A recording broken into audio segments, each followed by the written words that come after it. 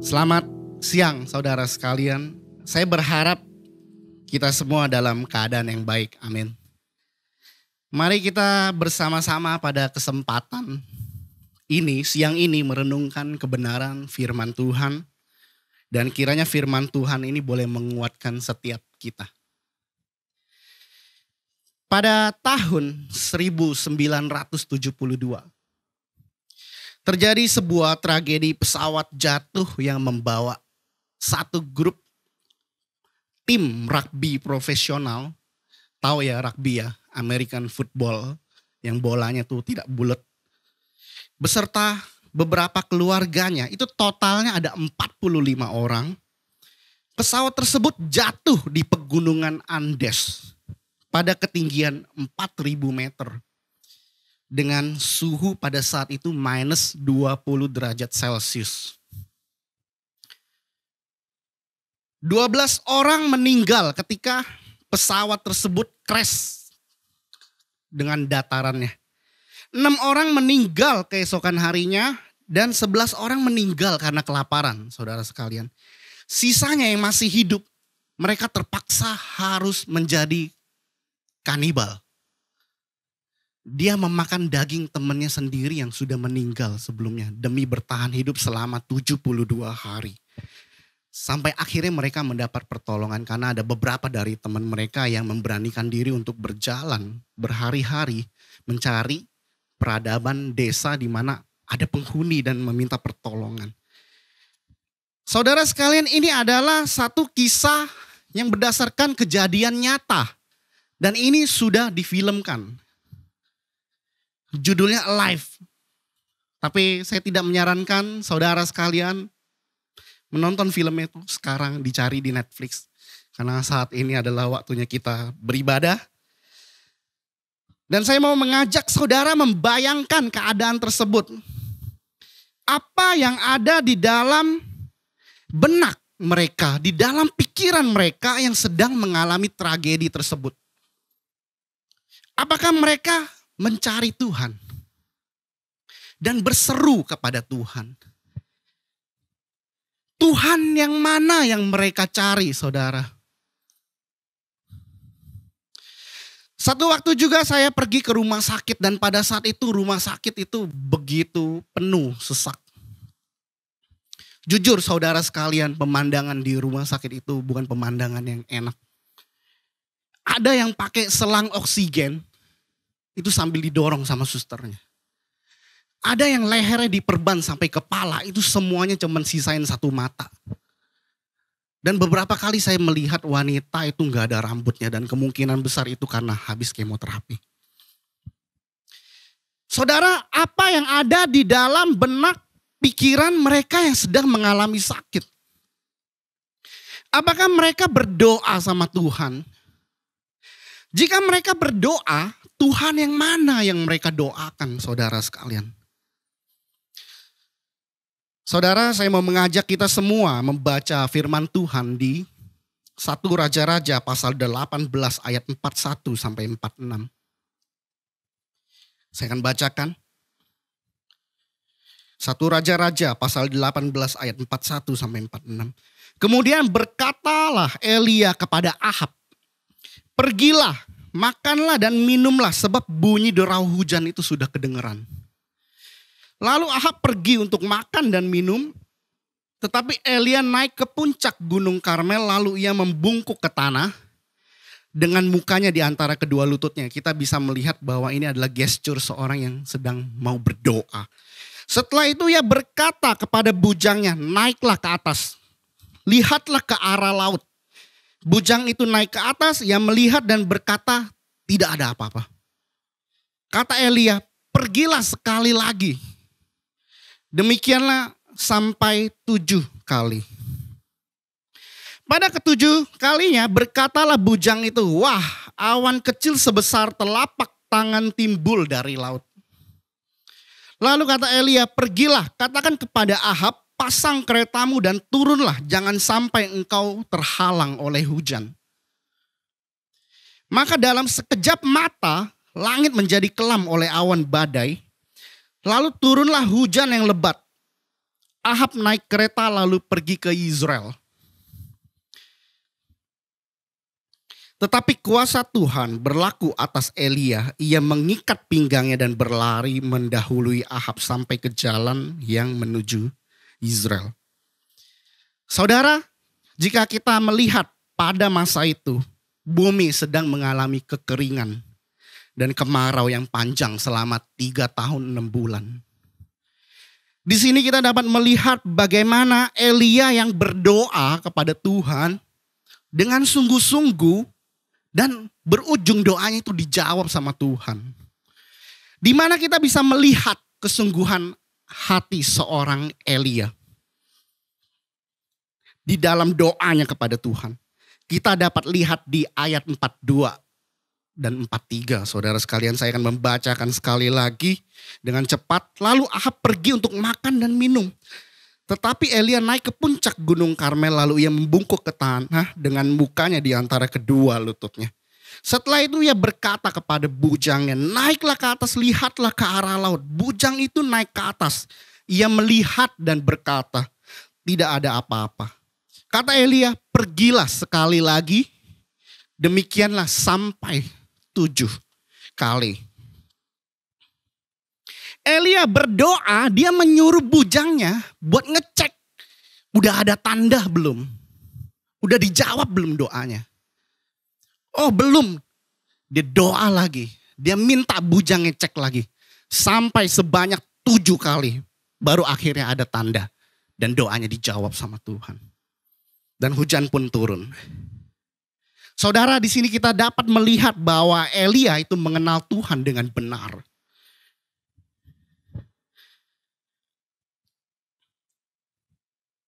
Elia dia tidak putus harap. Dia tetap beriman. Meskipun doa yang pertama dan yang kedua mungkin belum mendatangkan jawaban. Dia tahu Tuhan bersama dengan dia, saudara sekalian. Doa seperti inilah yang dijawab sama Tuhan. Yaitu doa seorang yang benar.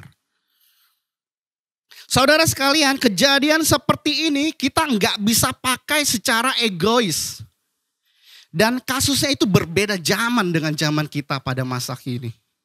Pada masa itu kemarau terjadi oleh karena Tuhan itu menghukum bangsanya. Karena bangsa itu telah menyimpang terlalu jauh dan tidak mengikuti kehendak Tuhan.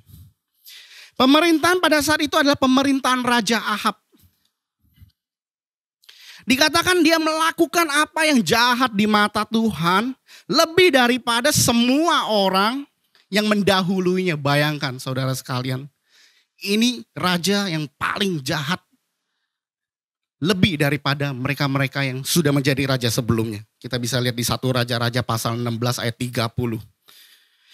Maksud dari memakai kejadian ini secara egois. Contohnya di masa sekarang saya memberikan contoh. Yaitu bayangkan kita sedang ada sebuah acara yang sangat penting. Tapi karena cuacanya itu mendung.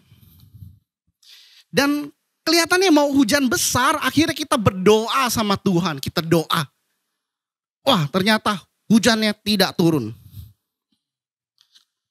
Dan kemudian hal tersebut diceritakan ke sana kemari menjadi sebuah kesaksian yang kelihatannya dahsyat. Dibumbuin dengan berbagai macam bumbu.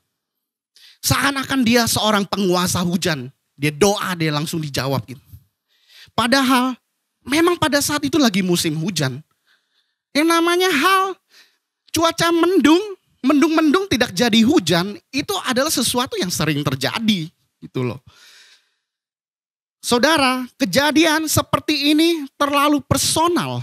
Jadi kita nggak bisa memakai contoh Elia dengan contoh kita yang saat ini seperti itu. Itu tidak masuk saudara sekalian. Kita harus menarik kebenaran itu melihat pada saat ini. Apakah hal tersebut menjadi terang bagi kita semua? Kita nggak bisa menjadikan hal tersebut sebagai sebuah acuan dasar. Kalau Tuhan tuh menjawab doa kita secara langsung ketika kita minta. Dan doa langsung dijawab sama Tuhan. Hebat sekali gitu. Justru kejadian seperti ini di masa sekarang ujung-ujungnya itu bermuara kepada meninggikan hati saudara. Sama seperti ada satu kasus mengenai ATM ya. Mungkin saya pernah dengar kesaksian seperti ini. Yang dimana dia itu saldonya mungkin zero ya. Atau tinggal sedikit gitu. Nggak ada uang gitu. Kemudian dia berdoa. Dan uangnya muncul. Saudara, itu bicara hukum alam. Kalau kita tuh nggak bekerja, ya kita nggak dapat penghasilan. Nggak ada kaitannya. Kita nggak bisa menjadikan hal ini tuh terlalu mistis. Kalau memang itu adalah hal yang terjadi dalam hidup kita dan memang benar, sudah seharusnya itu kita keep it secara personal buat diri kita sendiri, bukan untuk konsumsi publik. Karena nggak semua orang bisa menafsirkannya dengan benar hal tersebut. Saudara, tentu saja kejadian Elia itu sangat berbeda dengan kita di masa ini. Elia memberikan kita contoh pribadi yang mengenal Tuhan dengan benar dan secara benar. Persekutuan Elia kepada Tuhan itu adalah persekutuan yang intens, yang terus menerus dan sejati. Elia itu mengenal Tuhannya saudara sekalian. Di ayat-ayat sebelumnya kita tahu kalau Elia tuh habis melawan Nabi Baal sebanyak 450 di atas gunung. Dan dia sendiri adalah nabi yang benar melawan 450 nabi palsu tersebut. Kita bisa bayangkan betapa pribadi ini Tuhan pimpin. Dan dia bisa menang. Dan dia bisa membela kehendak Tuhan. Jangan kita mengenal Tuhannya orang lain. Saudara sekalian, kenal Tuhan kita secara pribadi. Jangan kita tuh mudah tergugah, terbuai dengan kesaksian-kesaksian orang lain. Alami sendiri hidup kita dan saksikan bagaimana Tuhan tuh hidup di dalam kehidupan kita. Yakobus pasal 5 ayat 17 sampai 18. Saya bacakan, Elia adalah manusia biasa sama seperti kita. Dan ia telah bersungguh-sungguh berdoa supaya hujan tuh jangan turun. Dan hujan pun tidak turun di bumi selama 3 tahun 6 bulan. Lalu ia berdoa lagi dan langit menurunkan hujan dan bumi pun mengeluarkan buahnya. Dituliskan kalau Elia itu manusia biasa sama seperti kita. Nah, di sini itu kita banyak keliru saudara sekalian. Kita itu biasa yang seperti apa? Kita di sini itu bukan kita yang masih manusia lama, masih bergumul dengan dosa yang sama. Kita di sini asumsinya adalah kita sudah mengalami iman yang benar dan mengenal Tuhan dengan benar. Ini yang ngomong dan yang menulis kitabnya adalah Yakobus, saudara sekalian. Jadi kita harus sama-sama meluruskan maksud dari kita itu di sini. Kita tahu saudara sekalian, Elia adalah seorang nabi. Tugas dari nabi adalah dia menyampaikan firman Tuhan dan kehendak Tuhan kepada umatnya. Peran Elia itu sama seperti Musa ketika dia memimpin bangsa Israel. Dia sebagai mediator yang menyampaikan isi hati Tuhan. Tapi dikatakan di Yakobus kalau Elia itu manusia biasa, bagaimana dengan kita? Saudara sekalian, bersyukurlah kita hidup di masa perjanjian baru. Di mana Yesus Kristus menjadi mediator bagi kita manusia berdosa. Yesus dia tidak hanya nabi, tapi dia juga imam. Dia raja dan sekaligus dia Tuhan bagi kita. Saudara bisa menyimpulkan sendiri seberapa besar Kristus Yesus bagi kita semua orang percaya. Ada seorang teolog bernama Hodge. Dia mengatakan kalau kita tuh jangan memisah-misahkan peranan. Yesus Kristus sebagai nabi, imam, dan raja secara terpisah. Tapi kita harus melihatnya sebagai suatu kesatuan yang saling mendukung satu sama lain peranannya. Yang mengarah kepada satu tujuan utama. Yaitu mendatangkan keselamatan bagi umat manusia. Bukankah itu yang dilakukan oleh Allah kita dengan mengutus anaknya untuk menyelamatkan kita yang berdosa? Kita dapat menarik sebuah poin yang sangat penting mengenai doa Elia. Ketika kita berdoa dengan sungguh-sungguh, itu bukanlah doa yang egois, maka Tuhan akan menjawab. Tuhan menjawab sesuai dengan kehendaknya, bukan kehendak kita. Kita perlu mengingat akan poin penting hal ini. Kemudian di Yakobus pasal 5 ayat 16b dituliskan di sana, kalau doa orang yang benar bila dengan yakin didoakan, itu sangat besar kuasanya. Masalahnya apakah kita termasuk orang yang benar itu, saudara? Apakah kita berdoa kepada Tuhan yang benar? Poin yang kedua, kita dapat melihat sebuah relasi hubungan yang dipulihkan antara nabi dan raja. Setelah peristiwa Nabi Baal yang disembelih, kita melihat bagaimana Elia itu begitu peduli terhadap Raja Ahab. Dengan menyuruhnya untuk makan dan minum. Tentu pada saat itu raja menyaksikan peristiwa besar tersebut ya. Menyembelih 450 nabi palsu, nabi Baal itu. Itu peristiwa yang besar dan exhausted.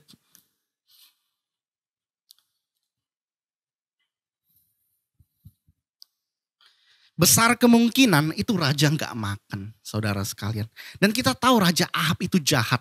Raja Ahab itu terbiasa melakukan sesuatu yang jahat. Dan dia itu lebih senang mendengarkan nasihat-nasihat daripada nabi palsu. Tapi di ayat 41, di ayat tersebut, itu mengandung pesan. Kalau raja itu kembali kepada jalurnya yang seharusnya. Dengan ia mendengarkan suara dan nasihat dari nabi yang benar itu, Nabi Elia, bukan nabi palsu gitu loh. Itu seperti Raja Ahab itu seperti kayaknya dengan waktu yang singkat dia kayak mau bertobat gitu. Meskipun kita tahu Raja Ahab itu jahat nanti kembalinya. Dan kemudian Elia juga meminta raja prepare, bersiap-siap karena hujan itu akan segera turun di ayat 44. Dan akhirnya hujan turun setelah kemarau yang panjang 3 tahun 6 bulan tersebut, saudara. Saudara, kita tahu kalau hujan itu mendandakan berkat. Hujan di sini mendandakan bagaimana Tuhan tidak lagi menghukum bangsanya. Tidak memperpanjang kekeringan tersebut. Tuhan masih berbelas kasihan kepada bangsanya dan dia mau mendatangkan keselamatan. Mengenal Tuhan yang benar adalah mengenal Tuhan yang berbelas kasihan. Dan yang menyelamatkan kehidupan kita. Kita dapat melihat kasih Tuhan begitu besar di ayat sebelumnya. Ini adalah satu bagian yang menarik. Kita lihat di 1 Raja-Raja pasal 18 ayat 1. Dikatakan, dan sesudah beberapa lama datanglah firman Tuhan kepada Elia dalam tahun yang ketiga. Pergilah, perlihatkanlah dirimu kepada Ahab, sebab aku hendak memberi hujan ke atas muka bumi. Sejak awal Tuhan sudah merencanakan akan datangnya hujan. Bahkan sebelum Elia berdoa kepadanya sebanyak 7 kali. Ayat 1, ayat 42. Saudara, jika dalam hidup kita masih memiliki rasa curiga kepada Tuhan. Dan berpikir kalau hal-hal yang buruk, hal yang malang yang terjadi dalam hidup kita. Itu karena Tuhan tuh tidak peduli sama kita. Kita itu sudah salah besar, kita sudah keliru. Mungkin kita sudah salah mengenal Tuhan dengan benar. Saudara, sebelum kita memerlukan sesuatu, Tuhan sudah tahu kita akan memerlukannya nanti. Masa sih kita masih berpikir kalau Tuhan itu mereka-reka sesuatu yang tidak baik? Tidak seperti itu. Allah begitu peduli terhadap kita, meskipun kita itu sejahat Raja Ahab. Tuhan kasihnya masih terbuka untuk mereka jika mereka mau bertobat. Masalahnya kita nggak mau bertobat. Dan kita tuh menjadi buta Dan kita tuh jadi gak mengerti kehendak Tuhan buat kita. Saudara, apa yang terjadi di dalam kehidupan kita itu tidak akan pernah melampaui kita punya kemampuan. Ini sudah cukup menjadi bukti yang sangat kuat akan kesetiaan Allah bagi kita.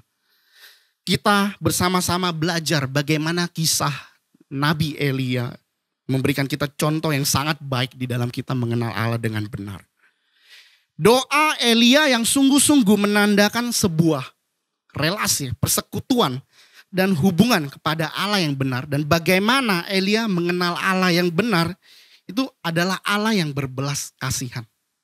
Ini saya ulang-ulang supaya kita tuh mengingat terus. Apabila kita melihat keadaan kita yang sekarang, saudara sekalian, kita coba lihat keadaan kita saat ini, dunia itu begitu rapuh. Kita menyadari kalau tidak ada sesuatu yang sangat kuat di dunia ini yang bisa kita pegang sampai akhir hidup kita. Saudara, sebelum ada corona, itu ada wabah Black Death. Pada tahun 1347, selama 4 tahun, itu 200 juta korban jiwa. Saudara bisa bayangkan wabah sebesar itu terjadi.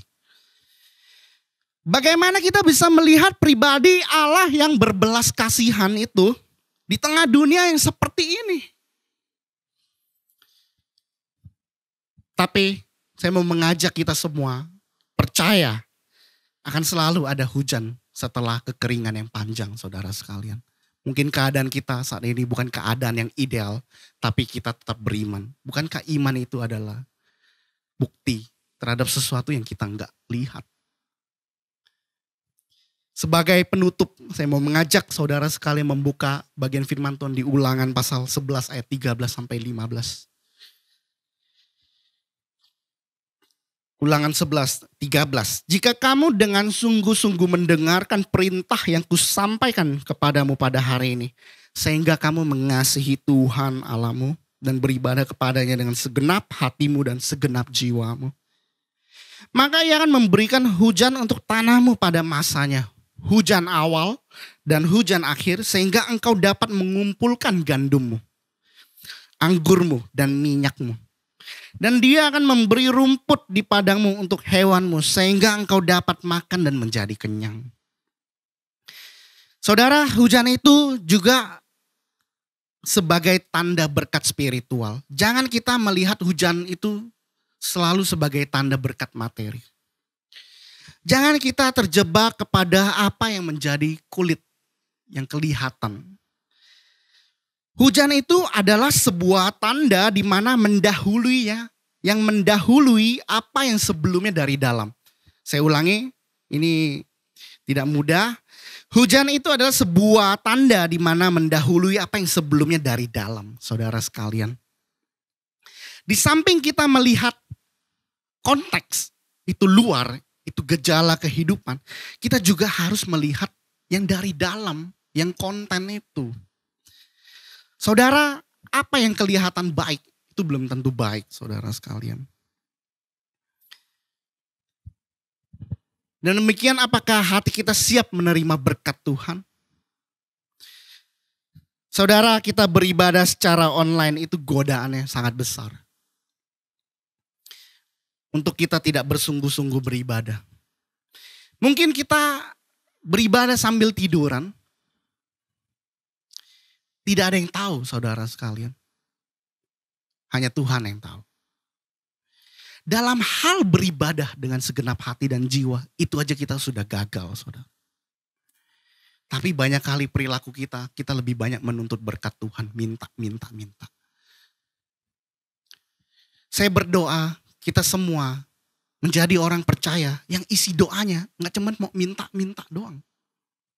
Tapi kita mau merendahkan hati, kita belajar firman, kita mencari kebenaran firman. Sampai hidup kita itu betul-betul memahami dan mengerti kehendak Tuhan dalam hidup kita. Sehingga kita gak melihat lagi dunia materi itu sebagai sesuatu yang nikmat. Tapi kenikmatan kita yang paling utama itu adalah Tuhan yang telah hadir dalam hidup kita menyelamatkan kita semua. Demikian kebenaran firman Tuhan yang bisa saya sampaikan pada siang hari ini, saudara sekalian. Kiranya firman Tuhan ini dapat mengkoreksi hati kita semua. Saya undang pemain musik Mari kita berdoa. Tuhan, kami mengucap syukur. Tuhan, kami menyadari kami manusia yang penuh kekurangan. Kami manusia berdosa. Kami masih banyak kelemahan Tuhan. Mungkin dalam keadaan yang seperti ini yang tidak ideal, membuat kami menjadi pribadi yang banyak kali itu malas. Tuhan, ampuni setiap kami Tuhan. Tuhan, yang sebelumnya kami begitu semangat untuk menjadi pribadi yang mengenal Engkau. Kami mau belajar kebenaran-Mu, tapi kami menjadi loyo oleh karena lingkungan yang mungkin sepertinya tidak mendukung. Tuhan, kami mau belajar Tuhan. Biar hidup kami itu tidak digerakkan oleh lingkungan, tapi hidup kami digerakkan oleh karena Engkau yang tinggal dalam setiap hati kami. Terima kasih Tuhan Yesus Kristus untuk waktu-waktu yang indah ibadah pada siang hari ini. Kau berkati setiap kami ya Tuhan, yang merenungkan kebenaran firman-Mu. Dan kami berdoa hanya di dalam nama Yesus Kristus Allah yang hidup. Haleluya. Amin. Amin.